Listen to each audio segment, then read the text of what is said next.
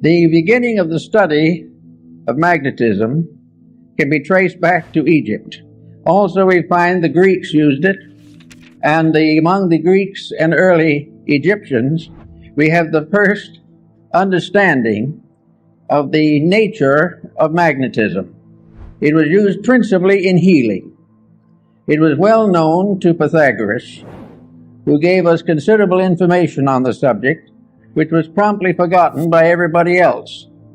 Then we have little knowledge of it, except through the Arabs. The Chinese were aware of it because of the discovery of the mariner's compass.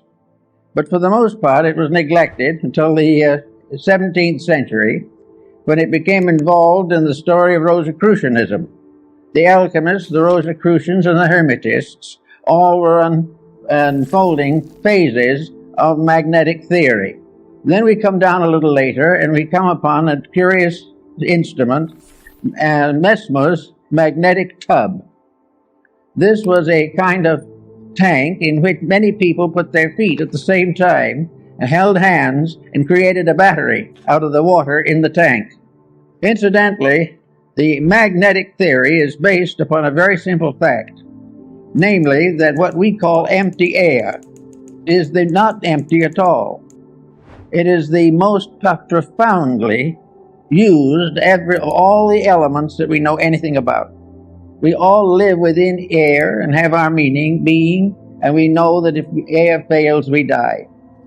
But what we do not realize is that air is not just some oxygen or helium or something of this nature.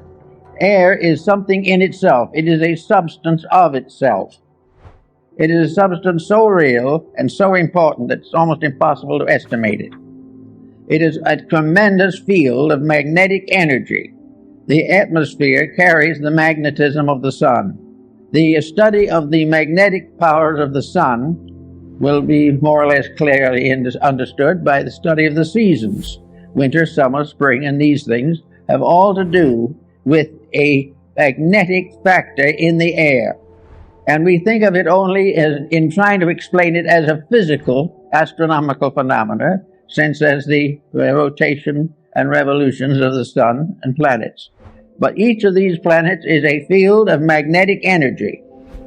And this energy comes to us through what we call air. One thing we have learned from television is that air transmits. We know, for instance, that we can have all kinds of programs on the air at the same time. And they can come from all directions. And they can overlap and interlap. But each one will remain separately identified as though it was moving in a channel or a circuit of its own. Something went through was vibration. And this vibration in the magnetic field can be divided into an infinite complexity of separate emanations. In other words, if we had 1,000 different channels, they could be differentiated in the magnetic field, so that each one would be broadcast correctly and properly for whatever it is. Thus we realize there's something out there besides air, something besides helium and oxygen, something besides the ordinary factors we take into consideration scientifically. We are in the presence of a mysterious agent, an agent that is part of everything that we are. Now, studying magnetism as it comes into the human body, we discover, along with Kilda, that each human body is surrounded by an etheric or energy field. This energy field is sometimes referred to as an aura, but it is not the true aura that we think of in metaphysics. This magnetic field is an area of energy. This area of energy forms an egg-like atmospheric sheath around the physical body, usually extending 3 to 5 feet from it in each direction.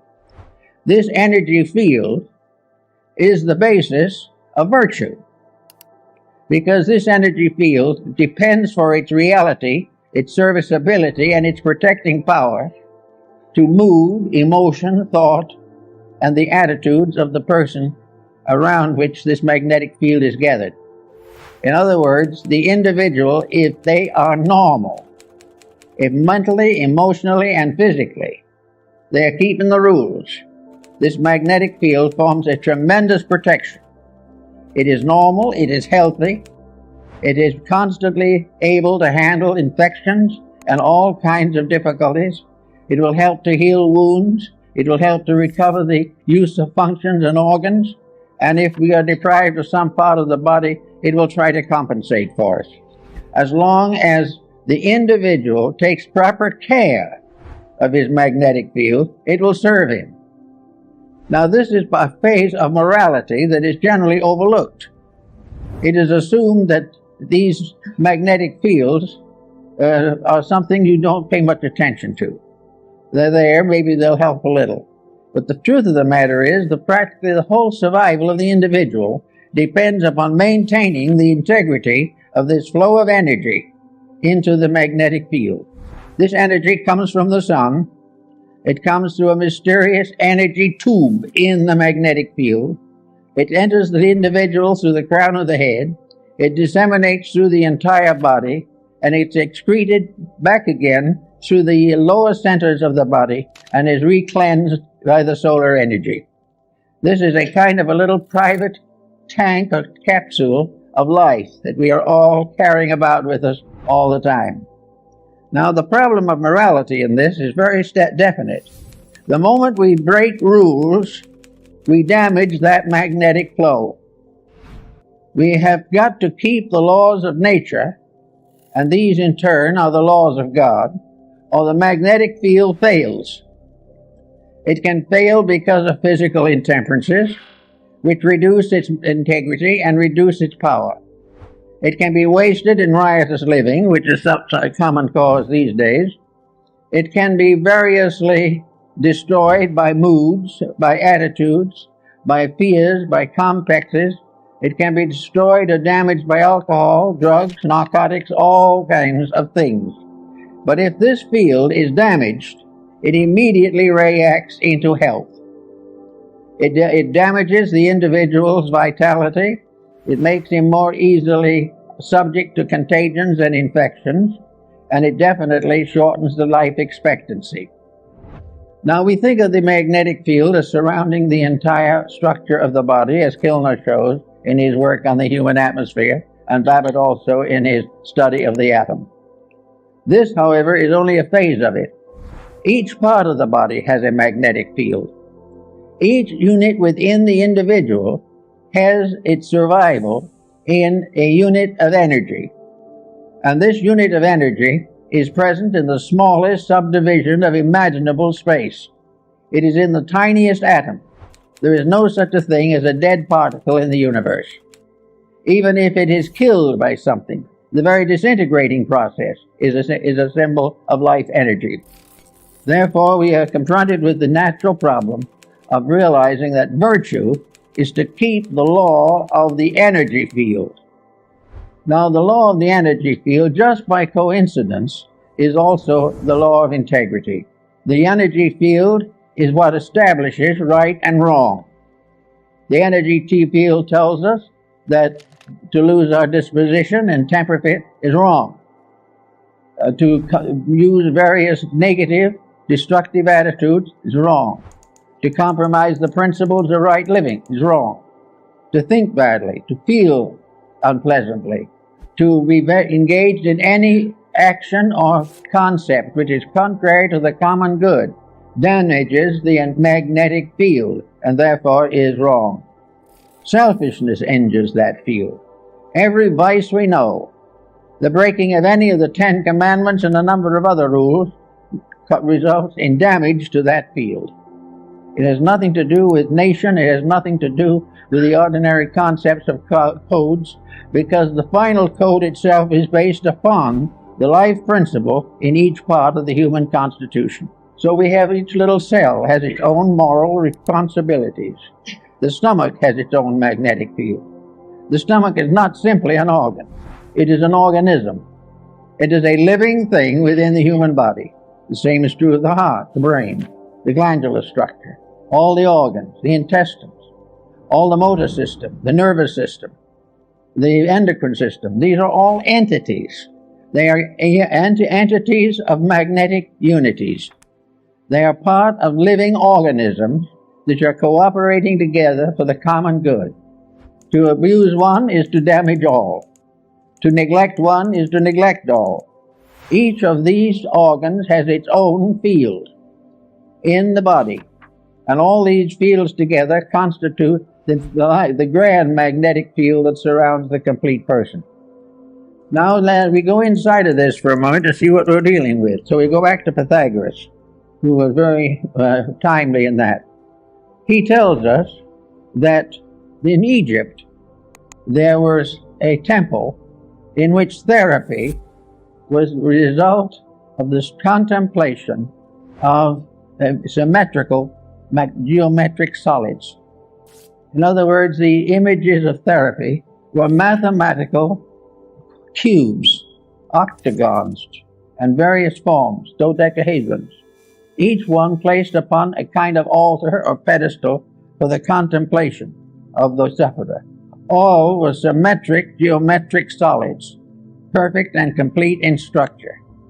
To look upon them was therapeutic, because to look upon them accepted their energy as a reality in our lives. Now, these stone solids apparently were not alive. They only gave the impression of value, but actually they were alive. Every form in nature, natural or artificial, has a magnetic field.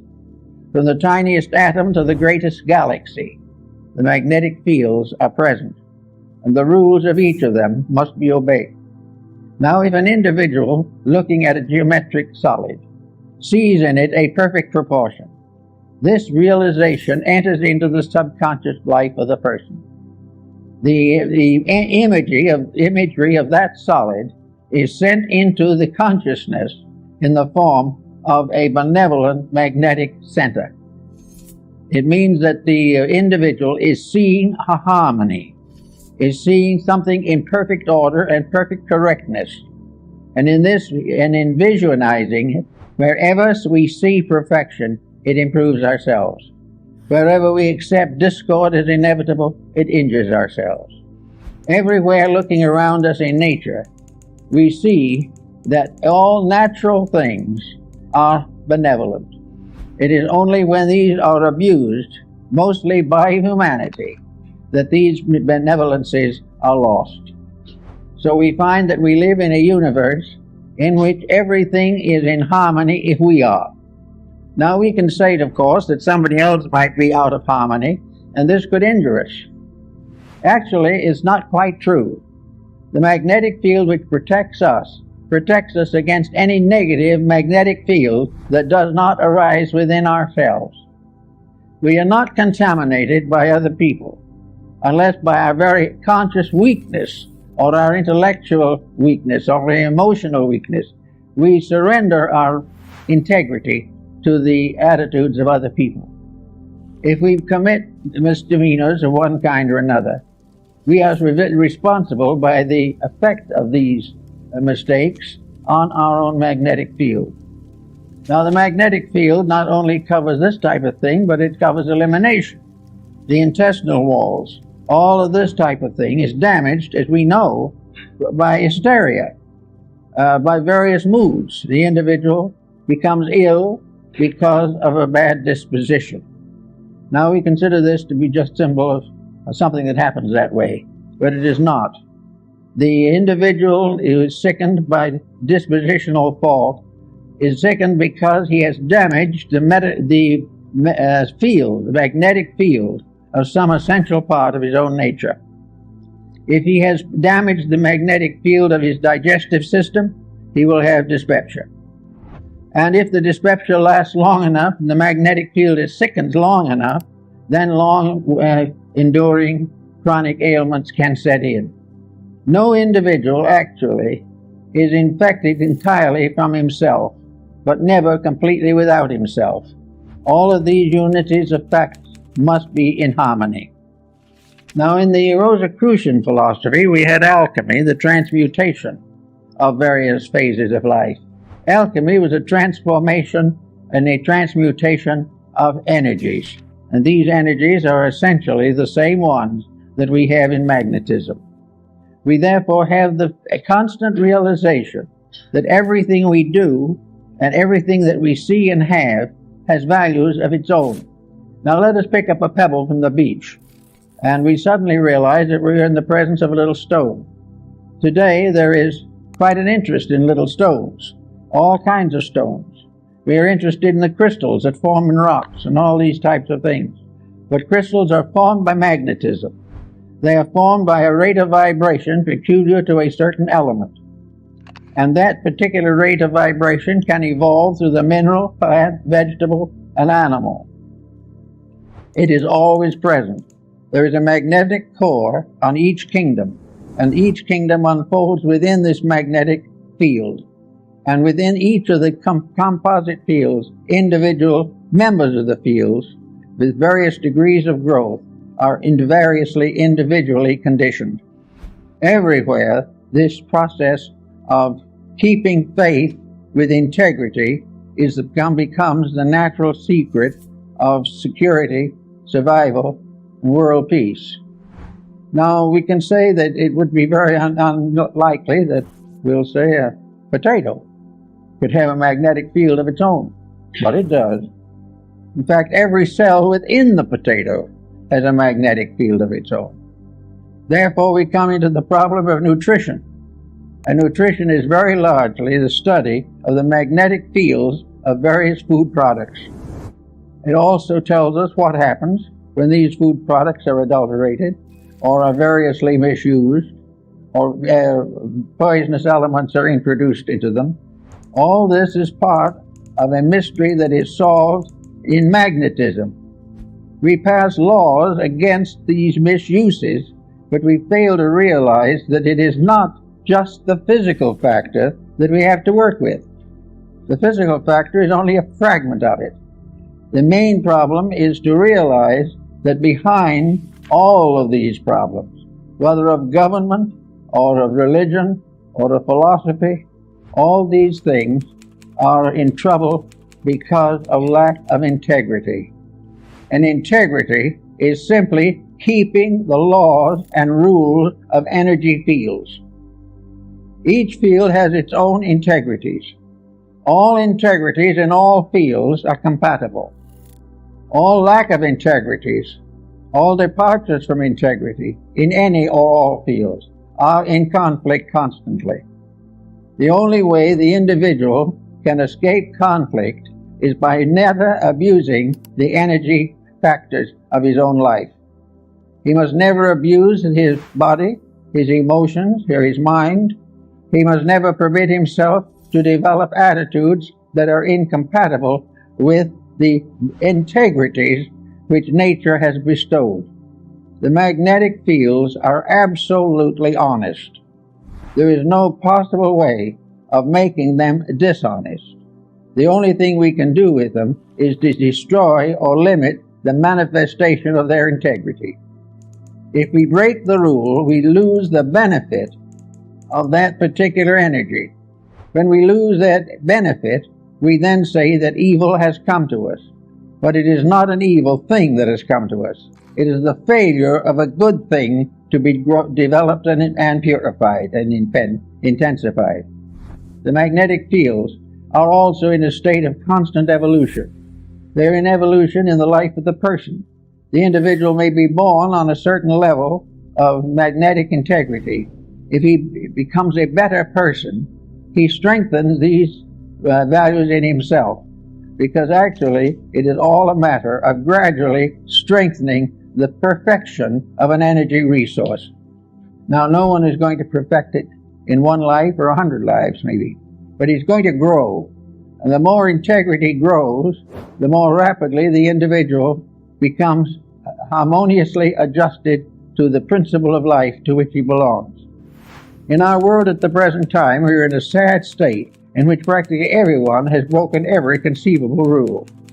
We are living day by day trying to live off the profits from our own mistakes, and this is not really profitable. We are not realizing that this has nothing to do primarily with the theology. This has nothing to do with laws of government. This has nothing to do actually with our legal codes. It has to do with the relationship of energy to its proper ends and purposes. We know what it's supposed to be, we know what it's supposed to do, and we know that it isn't accomplishing that. Everything that has an existence has a magnetic field. It may have one that is not even visible. And the whole of our atmosphere, the whole of the world in which we live, is one mass of magnetic interplays. But as long as these are kept honest, they are all compatible. And a universe in which there was no dishonesty would be free from every infirmity.